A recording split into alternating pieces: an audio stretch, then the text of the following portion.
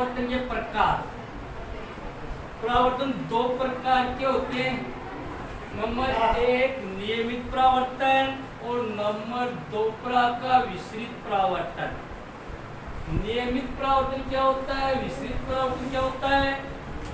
नियमित परावर्तन का मतलब होता है इस प्रकार का परावर्तन जिसमें प्रकाश की किरण है वो किसी चिकनी सतह से टकराकर वापिस उसी माध्यम में लौट आती है।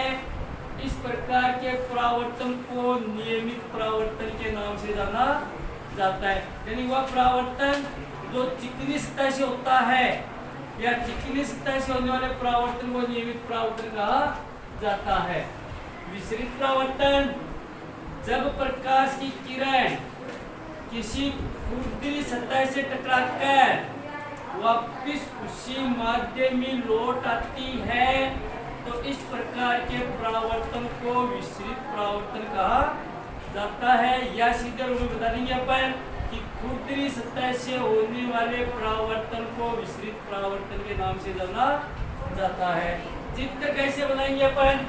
नियमित परावर्तन का चित्र तो यह होगा, नियमित परावर्तन का चित्र तो यह होगा, चिकनी सतह से होने वाला यह आपका विलंब, यह आपकी किरण, यह परावर्तित किरण, यह विलंब, यह आपकी किरण और यह परावर्तित किरण, यह विलंब, यह आपकी किरण और यह परावर्तित किरण। इस प्रकार का जो परावर्तन होता है वो तो होता है नियमित परावर्तन।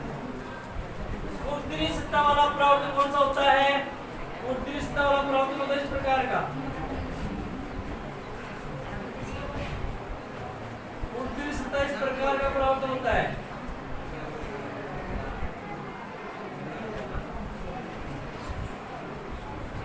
सिर्फ सतह का फर्क होता है।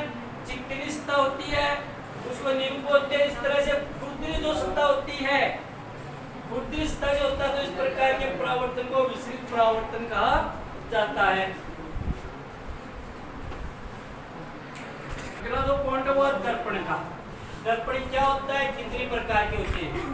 तो दर्पण का मतलब होता है धातु का ऐसा टुकड़ा जिसके एक भाग पर परावर्तक पॉलिश की हुई होती है, दर्पण कहलाता है। लेंस के दोनों पृष्ठ वक्र होते हैं, दोनों खुले होते हैं, जबकि दर्पण का एक भाग खुला होता है और एक भाग पर परावर्तक पॉलिश की हुई होती है।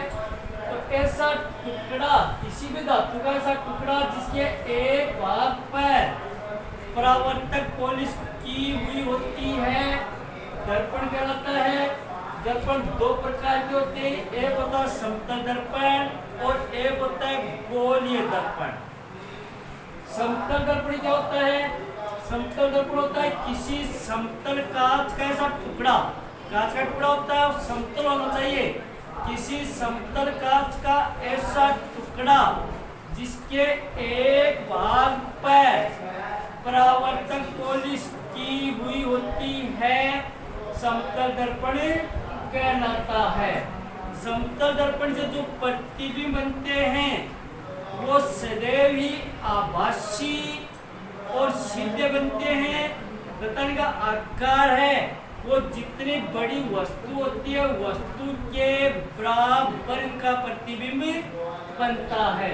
तो प्रतिबिंब की अगर स्थिति देखेंगे अपन तो सीधा बनेगा, आभासी बनेगा और वस्तु के बराबर बनता है।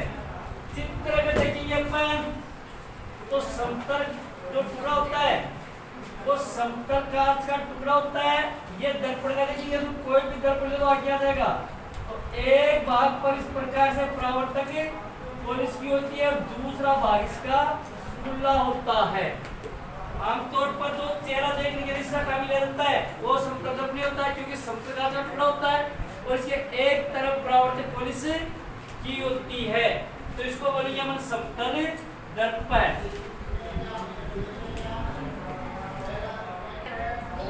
गोलीय दर्पण क्या होता है, कितनी प्रकार के होते हैं?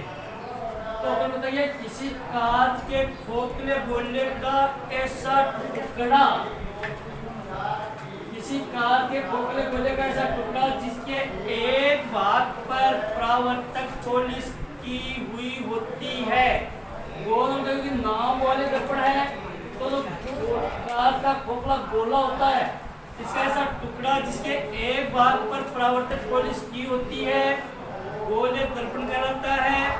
गोले दर्पण दो प्रकार के होते हैं, एक होता है उत्तल दर्पण, एक होता है अवतल दर्पण। किस दर्पण को अपन उत्तल दर्पण बोलेंगे, कौन से दर्पण को अवतल दर्पण बोलेंगे? उत्तल दर्पण का मतलब होता है वह गोले दर्पण जिसका बाहरी भाग परावर्तक का कार्य करता है, बाहरी भाग परावर्तक का कार्य करता है या बाहरी भाग पर परावर्तक पॉलिश की होती है, उत्तल दर्पण कहलाता है। और इस प्रकार का गोले दर्पण जिसका अंदर वाला भाग परावर्तक का कार्य करता है या अंदर वाले भाग पर परावर्तक पॉलिश की हुई होती है उसे अवतल दर्पण कहते हैं। चित्र अगर बनाएंगे अपन गोले दर्पण का तो परिभाषा आ रही है कि कांच के खोखले गोले का इस प्रकार टुकड़ा, कोई गोला होता है इस प्रकार का कांच का खोखला गोला होता है तो इस गोले को क्या करेंगे, कांच के खोखले गोले का ऐसा टुकड़ा जिसका एक टुकड़ा ले लेंगे अपन, उस गोले का दो भाग करेंगे अपन और दो भाग करेंगे तो इस प्रकार के टुकड़े हो जाएंगे। तो थोड़ी बीच में इस प्रकार के दो टुकड़े हो जाएंगे। इन टुकड़ों के एक भाग पर चाहे किधर भी हो एक तरफ परावर्तक पॉलिश की होती है। इस प्रकार का जो दर्पण होता है उस दर्पण को हम गोले दर्पण कहते हैं। एक भाग पर परावर्तक पॉलिश होती है, अंदर की तरफ हो चाहे बाहर की तरफ हो, एक भाग पर परावर्तक पॉलिश होनी चाहिए। नंबर 2 था उत्तल दर्पण। उत्तल दर्पण की परिभाषा अपनी बड़ी क्या आया कि बाहरी भाग पर है तो ये गोले का टुकड़ा लिया, इसके बाहर की तरफ अगर परावर्तक पॉलिश की होती इस रूप में, बाहर की तरफ अगर परावर्तक पॉलिश होती है तो उसको तो बोला जाता है उत्तल दर्पण।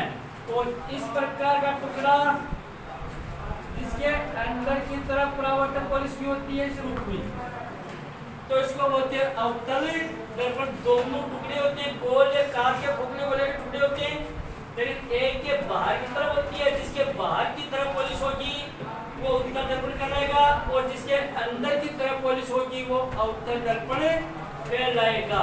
तो चित्र के द्वारा देखने को बता देंगे कि जिस भी कांच के टुकड़े के बाहर की तरफ पॉलिश है वो उत्तल दर्पण होता है, जिसके अंदर की तरफ पॉलिश होती है वो अवतल दर्पण होता है। तो ये उत्तल होगा और ये अवतल होगा। ये दोनों दर्पणों में अंतर होता है। अंतर की बात है तो बता देंगे कि उत्तल दर्पण के बाहर की तरफ परावर्तक पॉलिश होती है और अवतल दर्पण के अंदर की तरफ परावर्तक पॉलिश की होती है। अगला पॉइंट है गोले दर्पण से परावर्तन के नियम। जिस तरह से लेंस से परावर्तन के नियम थे उसी तरह से गोले दर्पण से परावर्तन के नियम। तो पहला जो नियम है जब चित्र बनाएंगे अपन दर्पण से तो तीनों नियम काम आएंगे। पहला जो नियम है जो प्रकाश की किरण मुख्य अक्ष के समानांतर चलती है दर्पण से परावर्तन के बाद, यहाँ पर दर्पण नाम नहीं दर्पण का है तो लेंस से अपवर्तन होता है, दर्पण से परावर्तन होता है। जो प्रकाश की किरण मुख्य अक्ष के समानांतर चलती है दर्पण से परावर्तन के बाद मुख्य फोकस में से गुजर जाती है। दूसरा जो नियम है जो प्रकाश की किरण मुख्य फोकस में से गुजरती है दर्पण से परावर्तन के बाद मुख्य अक्ष के समानांतर हो जाती है। तीसरा जो नियम है जो प्रकाश की किरण प्रकाश केंद्र या फिर दर्पण का ध्रुव बोलेंगे उसे, तो प्रकाश केंद्र बोल दो या दर्पण का ध्रुव बोल दो, में से गुजरती है बिना विचलित हुए सीधी ही निकल जाती है। चित्र के द्वारा अगर अपन देखेंगे तो दर्पण ले लिया, यह दर्पण आपका, यह आपकी मुख्य अक्ष होगी, वो होगी दर्पण के दोनों वक्रता केंद्र केंद्रों को मिलाने वाली सरल रेखा को मुख्य अक्ष कहते हैं। वही मुख्य फोकस होगा आपका कि अनंत से आने वाली प्रकाश की किरण दर्पण से परावर्तन के बाद मुख्य अक्ष के जिस बिंदु पर मिलती है या मिलती प्रतीत होती है, इसे दर्पण का मुख्य फोकस या फोकस बिंदु कहा जाता है। यहाँ पर होता ध्रुव दर्पण के भीतर मुख्य अक्ष पर स्थित वह बिंदु जिसमें से गुजरने वाली प्रकाश की किरणें बिना विचलित हुए सीधी निकल जाती है, दर्पण का ध्रुव या दर्पण का प्रकाश केंद्र कहलाता है। अब पहला जो नियम है, जो प्रकाश की किरण मुख्य अक्ष के समांतर आती है, जो प्रकाश की मुख्य अक्ष के समांतर आती है, दर्पण से परावर्तन के बाद मुख्य फोकस में से गुजर जाती है।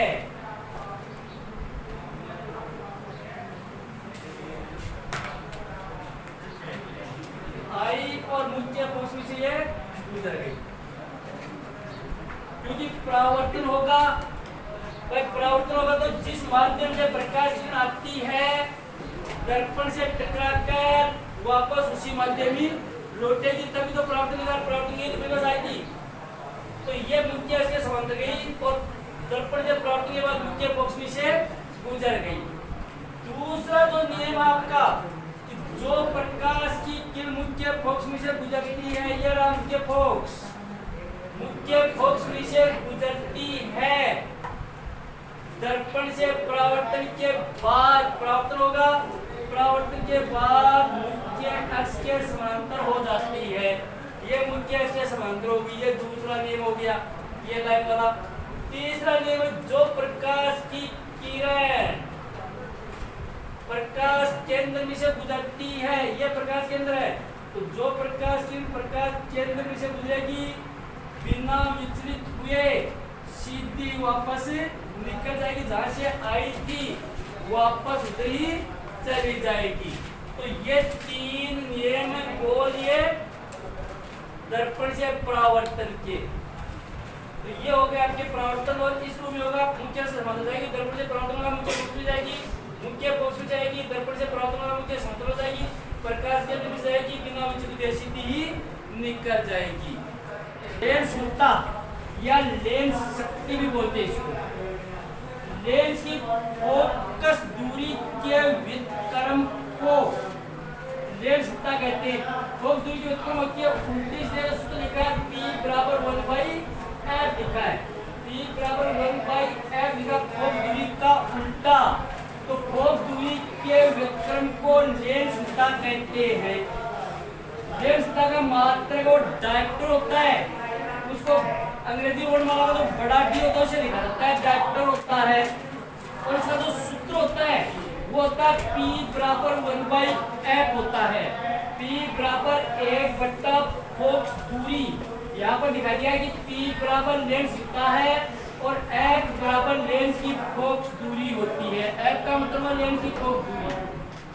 फिर अगली बात आती है, फोकस दूरी को सदैव मीटर में लिखा जाता है, चाहे सेंटीमीटर में है, मिलीमीटर में है, किसी में भी है। लेकिन जब सवाल को हल करेंगे अपन, तो जो फोकस दूरी दे रखी है, फोकस दूरी को सबसे पहले अपन उसको मीटर में बदलेंगे, क्योंकि लेंस की फोकस दूरी को सदैव मीटर में लिखा जाता है, सेंटीमीटर में नहीं लिखेंगे अपन, उसको मीटर में लिखेंगे।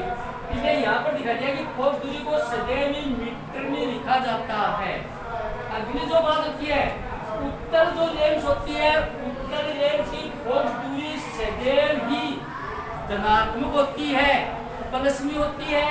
इसका मतलब ये हुआ कि जहां पर भी अपन सवाल करेंगे, मां अगर देता है कि उत्तल लेंस की लेंस क्षमता ज्ञात कीजिए, तो जो उत्तर आएगा उसके पहले अपन प्लस का चिन्ह लगाएंगे, क्योंकि उत्तल लेंस की फोकस दूरी सदैव क्या होती है, उत्तल लेंस की जो क्षमता होती है वो सदैव धनात्मक होती है, और उत्तल लेंस की जो क्षमता होती है वो हमेशा ही ऋणात्मक होती है। इसलिए तो जब एनक बनाया जाता है और एनक में लेंस लगा होता है, तो पूछा जाता है लेंस जो है वो कितनी पावर का है, प्लस का है या माइनस का है, ये यही से निकलता है वो पर्सन कितने पावर का कितने पावर का लेंस डाला है और वो प्लस वाला डाला है या माइनस वाला डाला है, क्योंकि उत्तल लेंस इसका सदैव धनात्मक होती है और उत्तल लेंस इसका सदैव ही ऋणात्मक होती है। जब सवाल करेंगे उत्तल लेंस आएगा तो पीछे प्लस का चिन्ह लगाना पड़ेगा और उत्तल लेंस का निकालेंगे अपन तो जो उत्तर आएगा उसके पीछे माइनस का चिन्ह लगाना पड़ेगा, क्योंकि उसकी शक्ति हमेशा माइनस में होती है, ऋणात्मक होती है। तो ये तो लेंस से संबंधित परिभाषा हो गई आपकी। यहाँ से एक तो लगभग प्रश्न पूछा जाता है कि लेंस का मात्र क्या होता है, तो बता दिया डॉक्टर लेंस की फोकस दूरी को किस में मापा जाता है, अपन बताइए मीटर में मापा जाता है। उत्तल लेंस की सत्ता कैसी होती है, अपन बता दिया धनात्मक होती है और उत्तल लेंस की शक्ति कैसी होती है, ऋणात्मक होती है। एक सवाल करेंगे अपन, एक उत्तल लेंस की फोकस दूरी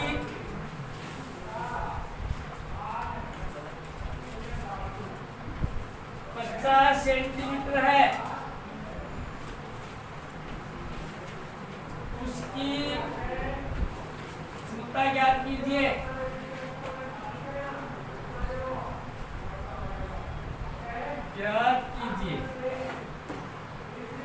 एक उत्तल लेंस है जिसकी फोकस दूरी 50 सेंटीमीटर है, उसकी शक्ति ज्ञात करने की उसकी लेंस क्षमता कितनी है। तो पहले अपन लिखेंगे क्या दे रखा है, F दे रखा है, F बराबर 50 सेंटीमीटर दे रखा है। B अपन को ज्ञात करना है। अब भी एक बात आई थी कि लेंस की फोकस दूरी को सदैव ही मीटर में मापा जाता है। तो पहले तो 50 सेंटीमीटर दे रखा है उसका अपन मीटर बनाएंगे तो 50/100 का मान लगा देंगे बराबर 1/2 मीटर आ जाएगा। तो F का मान आ गया 1/2 मीटर आ गया, ठीक है।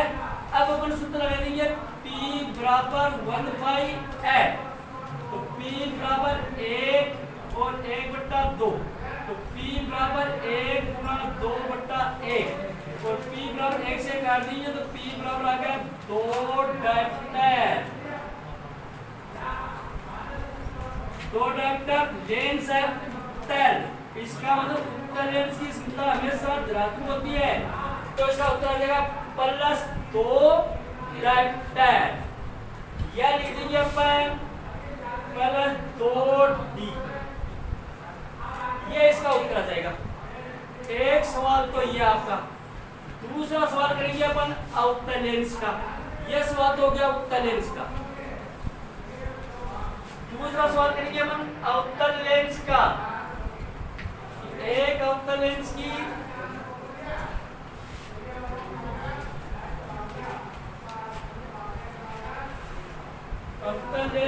फोकस दूरी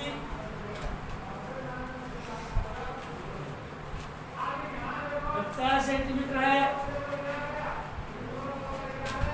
उसकी शक्ति ज्ञात कीजिए।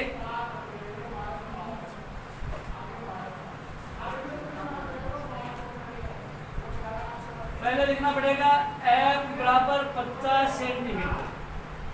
सीधी सी बात है, पहले इसके मीटर बनानी पड़ेगी, नहीं तो सवाल गलत होगा।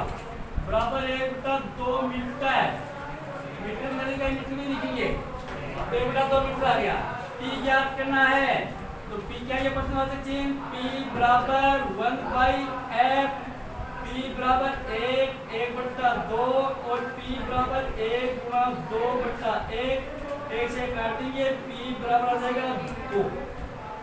तो आ गया लेंस है अवतल, और एक पॉइंट आया था कि अवतल लेंस की शक्ति है वो सदैव ही ऋणात्मक होती है, तो उत्तर आएगा -2 डायप्टर, या लिखिए -2D, यह उत्तर आ जाएगा।